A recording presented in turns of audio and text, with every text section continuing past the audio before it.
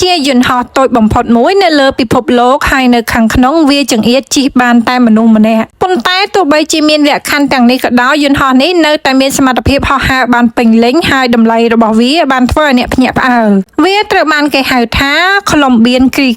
ហើយទោះបីជាមានទំហំរបស់វាតូចក៏ដោយក៏វាជាយន្តហោះពិតប្រាកដដែលមានម៉ាស៊ីន2នៅក្នុងកំណែខ្លះវាថែមទាំងត្រូវបានបំពាក់ដោយថាមពលយន្តហោះឬអគ្គិសនីដែលអនុញ្ញាតឲ្យវាឈានទៅដល់ល្បឿនជាង200គីឡូម៉ែត្រនៅក្នុង1ម៉ោងដោយសារតែទំហំរបស់វាតូចការគ្រប់គ្រងគឺមានភាពរសើបខ្លាំងរាល់ចលនាតូចតាចទាំងអស់គឺប៉ះពាល់ទៅដល់ការហោះហើរភ្លាមធ្វើឲ្យវាពិបាកបើកបរជាងយន្តហោះធម្មតាហើយដោយសារតែការផលិតទម្ងន់ស្រាលរបស់វាស្ទើរតែមិនអាចធ្វើឲ្យមានកំហុសនោះទេយន្តហោះទាំងនេះត្រូវបានផលិតដោយដៃជួនកាលប្រើគ្រឿងបន្លាស់កែច្នៃឡើងវិញពីយន្តហោះដែលត្រូវបានឈប់ប្រើប៉ុន្តែទោះបីជាលក្ខណៈពិសេសទាំងអស់នោះក៏ដោយវាមានគុណសម្បត្តិសំខាន់មួយដែលលើសពីអ្វីៗផ្សេងទៀតតម្លៃនៃយន្តហោះបែបនេះអាចចាប់ផ្ដើមពីតម្លៃត្រឹមតែ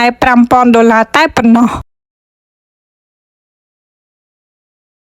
វាជាយន្តហោះតូចបំផុតមួយនៅលើពិភពលោកហើយនៅខាងក្នុងវាចង្អៀតជិះបានតែមនុស្សម្នាក់ប៉ុន្តែទោះបីជាមានលក្ខខណ្ឌទាំងនេះក៏ដោយយន្តហោះនេះនៅតែមានសមត្ថភាពហោះហើរបានពេញលេញហើយតម្លៃរបស់វាបានធ្វើឲ្យអ្នកភ្ញាក់ផ្អើលវាត្រូវបានគេហៅថា Colombian Creek ហើយទោះបីជាមានទំហំរបស់វាតូចក៏ដោយក៏វាជាយន្តហោះពិតប្រាកដដែលមានម៉ាស៊ីន2នៅក្នុងកំណែខ្លះវាថែមទាំងត្រូវបានបំពាក់ដោយថាមពលយន្តហោះឬអគ្គិសនីដែលអនុញ្ញាតឲ្យវាឈានទៅដល់ល្បឿនជាង200គីឡូម៉ែត្រនៅក្នុង1ម៉ោងដោយសារតែទំហំរបស់វាតូចការគ្រប់គ្រងគឺមានភាពរសើបខ្លាំងរាល់ចលនាតូចតាចទាំងអស់គឺប៉ះពាល់ទៅដល់ការហោះហើរភ្លាមធ្វើឲ្យវាពិបាកបើកបរជាងយន្តហោះធម្មតាហើយដោយសារតែការផលិតទម្ងន់ស្រាលរបស់វាស្ទើរតែមិនអាចធ្វើឲ្យមានកំហុសនោះទេយន្តហោះទាំងនេះត្រូវបានផលិតដោយដៃជួនកាលប្រើគ្រឿងបន្លាស់កែច្នៃឡើងវិញពីយន្តហោះដែលត្រូវបានឈប់ប្រើប៉ុន្តែទោះបីជាលក្ខណៈពិសេសទាំងអស់នោះក៏ដោយវាមានគុណសម្បត្តិសំខាន់មួយដែលលើសពីអ្វីៗផ្សេងទៀតតម្លៃនៃយន្តហោះបែបនេះ